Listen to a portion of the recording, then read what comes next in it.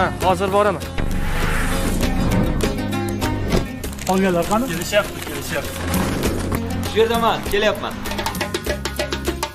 Assalomu alaykum, bizlar keldik. Ramazon yo'lini izlab keldik. O'choqli gul. Fayzli oqshomlar, oila va qadrdonlar bilan o'tadigan aziz damlar keldi. Ramazon keldi. Pepsi, Ramazon muborak. Choco kremdan ezgu tilak. Ramazon oyi muborak. Что это?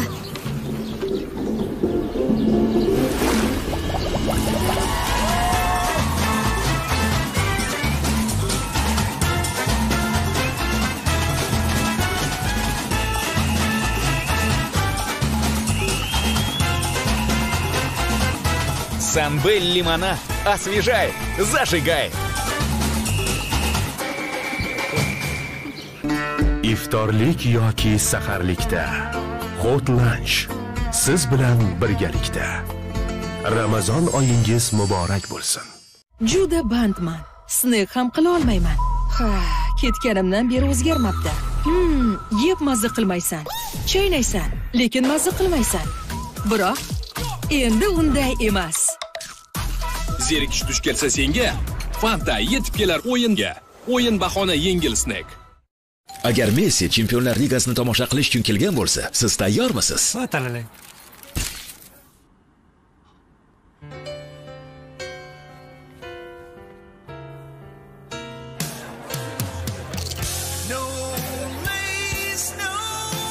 Futbol Lays bilan mazaliroq. O'yin bahona yengil snack.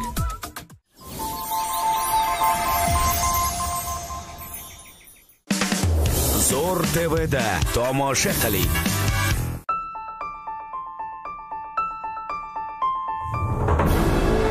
Ertaga bir-birimizni ko'zimizga qarashga uyalib qolamiz. Men aynan shuni istayman. Nima qilib bu ayol bilan oshiq-qatiq bo'lib yuribsiz? Mendan kechib topganing shu bo'ldimi? Seni hayotingda faqat men bo'lishim kerak. Yana nima kerak senga? Hammasiga sen aybdorsan, Laylo. Xotinim uyda haydavor. Hali shunaqami? Zoir mendan ustun bo'lib qoldimi, ha? Nega qara, qanaqa erkaksan? Hammasi bilan hisob-kitob qilishing kerak. Talog'imni bering. O'zingiz endi hech qachon baxtli bo'la olmayman deb hisoblarsiz. Lekin kimnidir baxtli qila olasiz. QR kodni qanday qilib ishlataman deyapsizmi? Agar siz ishlata olmayotgan bo'lsangiz yoki internetdan foydalanmayman deyotgan bo'lsangiz, buni yo'li juda ham oson. Endi siz biz savdo belgisi mahsulotlarini xarid qiling, stikerni o'chirasiz va u yerdagi promo kodni qisqa raqam esdan chiqmasin 7889 raqamiga SMS qilib yuborasiz. Nasib etsa, boriga baraka ko'rsatuvning ishtirokchilaridan biriga aylanishingiz mumkin bo'ladi. Endi sizda tanlash imkoniyati bor. Yoki QR kod yoki biz savdo belgisi mahsulotlari. Bosh homiy Best savdo belgisi. Elmakondan muddatli to'lovga texnika oling va boriga baraka ishtirokchiga aylaning. Bir mushtipar ayolning vahshiylarcha o'lim topishiga kim sababchi? Yetib borganimizda tishiga urib bolam ko'karib qoldi. Dadam qamoqqa tushgan. Sharifani o'g'riga chiqarishgani unga ortiqcha bo'ldi.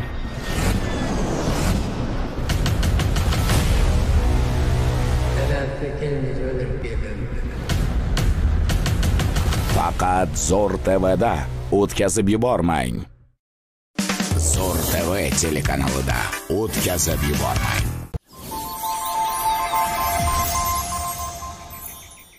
All my little plans and schemes lost like some forgotten dream.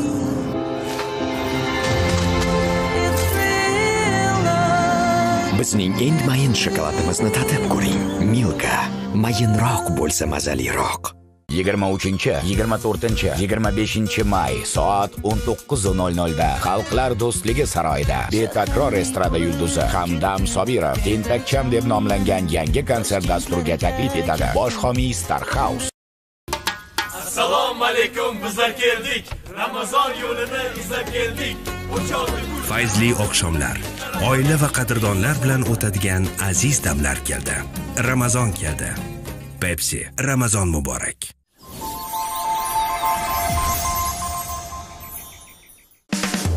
Zo'r TVda tomosha qiling.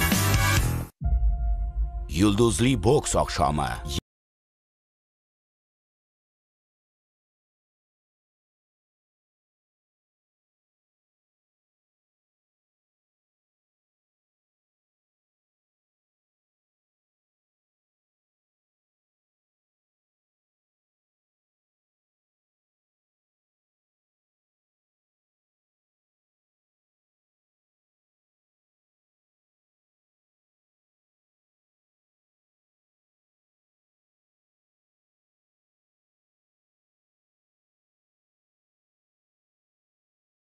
Uchun juda muhim. Yangi O'zbekiston sharafi uchun jang qilamiz.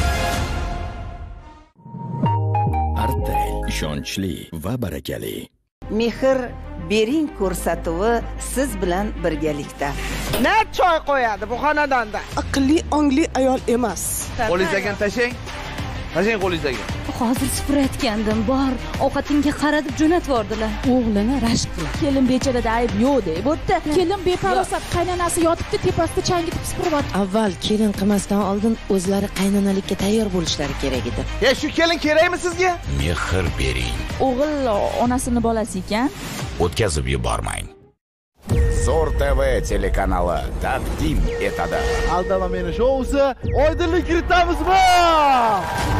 Kamil karate bilan kelishish, ma'lum bir miqdordagi summa berilgan. Juda ham katta summa haqida gap ketyapti. Ligani obro'si haqida gap ketyapti. Mashhur xonanda bilan ishqiy sarguzashtlar bo'lgan. Bunaqa informatsiya sizlar shart bajaramiz. Jasorat yoki haqiqat. Boyagidaqa shartlar 10tasini ham bajarishga tayyorman. Bu mavzuga to'xtalishni istamayman. Aldama meni. Zo'r TV telekanalida o'tkazib yubormang. Assalomu alaykum namanganliklar. Bilamiz, mana bilasizlar joylarda konstitutsiya bo'yicha targ'ibot ishlarini amalga oshiryapmiz. Fuqarolar bilan ko'rishyapmiz, gaplashyapmiz va bu jarayonda har bir fuqaro o'zini o'rinli savolini beryapti. Yangilanayotgan konstitutsiya menga nima beradi? Mening oilamga nima beradi? Menga qanday huquq beradi? Menga qanday kafolat beradi degan savol bilan murojaat qilyapti. Albatta shu nuqtai nazardan har qanday davlatda shaxsning erkinlik darajasi uni bevosita hammamiz bilamiz, huquqni muhofaza qiluvchi organlar bilan bo'lgan muloqotda uni huquqlari va erkinlik kafolatlariga qay darajada rioya qilishiga bevosita bog'liq va asosiy o'lchov mezoni hisoblanadi. Aynan konstitutsiyada mazkur munosabatlarni kafolatlash maqsadida, eng oliy yuridik hujjat sifatida kafolatlash maqsadida yangilangan konstitutsiyaning 28-moddasiga quyidagi qo'shimchalar yangi normalar kiritilyapti. Ya'ni ayblanuvchi, gumon qilinuvchi, sudlanuvchi har qanday holatda sukut saqlash huquqiga ega va o'zining aybsizligini isbotlash shart emas. Agar shaxsga nisbatan uning aybini tan olganligi yagona qarshi dalil bo'ladigan bo'lsa, ushbu shaxs aybdor deb topilishi va javobgar etilishi mumkin emas degan norma kiritilyapti. Aynan bu normani kiritilishidan maqsad bu jarayonda bizni fuqarolarimizni, mamlakatimizda yashayotgan har qanday shaxsni huquqni muhofaza qiluvchi organlar bilan, davlat organlari bilan munosabatga kirishda ularni huquq va qonuniy manfaatlarini himoya qiluvchi eng yuqori oliy konstitutsiya darajasida kafolatlovchi norma sifatida belgilanyaptiki, ertaga har qanday mamlakatimizda yashayotgan shaxs mening huquqim, mening erkinligim, mening eng asosiy hujjatim asosiy qonunda, konstitutsiyada kafolatlangan degan fikr uyg'onish uchun va uning bevosita bizni mamlakatimizda erkin, emin yashash uchun imkoniyat yaratyapti. Shu bilan birgalikda bilasizlar, 2008-yilda o'lim jazosi O'zbekistonda bekor qilingan. Aynan bu norma konstitutsiyadan o'zini aksini topyaptiki, O'zbekistonda o'lim jazosi mumkin emas degan norma belgilanyaptiki, bu norma bevosita mana oxirgi yillarni ko'ryapmiz. Shaxsga nisbatan o'lim jazosi belgilanishi mumkin, lekin muayyan vaqt o'tgandan keyin, muayyan davr o'tgandan keyin ushbu shaxs oqlanyapti. Ya'ni mana oxirgi yillarda juda ko'p oqlov hukmlar chiqarilyapti. Agar shaxsga o'lim jazosi belgilangan bo'lsa, uni qaytarish imkoni yo'q. Demak, bu ham bevosita konstitutsiyada o'lim jazosini bekor qilinishi bu boradagi olib borilayotgan siyosatni orqaga qaytmasligidan dalolat beradi. konstitutsiyada belgilanayotgan bu kabi normalar biz bilan sizni, bizni oilamizni, biz kabi vatandoshlarni huquqlarimizni konstitutsiyada eng asosiy hujjatda mustahkam poydevor sifatida himoya qilishga xizmat qiladi va barchangizni yaqinda bo'lib o'tadigan referendumda faol ishtirok etishga chaqirib qolaman. Sog' bo'linglar.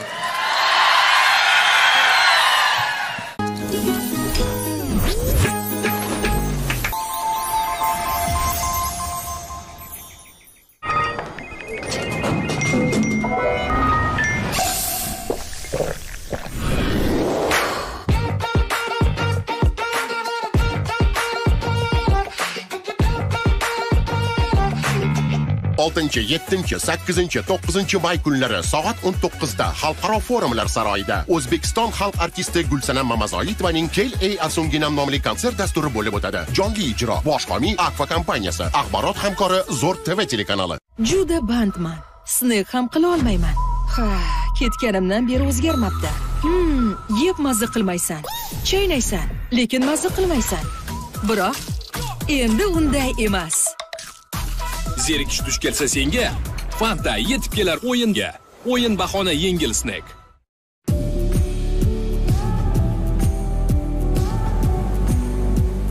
I've been traveling through memories of my life, learning something new each and every time.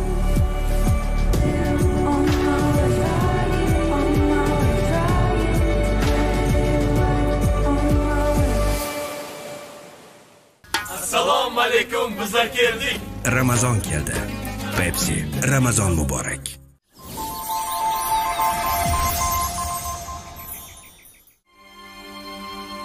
Oldin kimgadir jinoyat ishi qo'zg'atilsa, odamlar uni darrov jinoyatchiga chiqarishardi. Endi esa ochiq sudda ayblov o'z isbotini topib, sud qarori kuchga kirmaguncha u aybdor hisoblanmaydi. Yangilanayotgan konstitutsiyaning 28-moddasi